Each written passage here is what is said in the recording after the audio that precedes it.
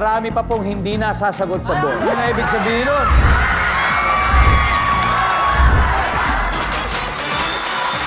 Alright, isang tamang sagot lang. 5,000 pesos para sa studio audience natin.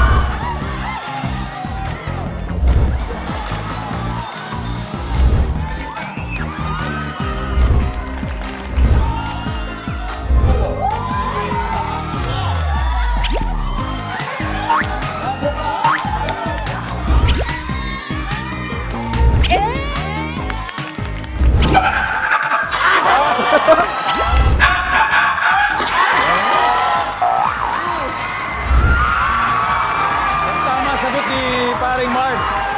May 5,000 pesos siya sa Family Feud. For 5,000 pesos. Lang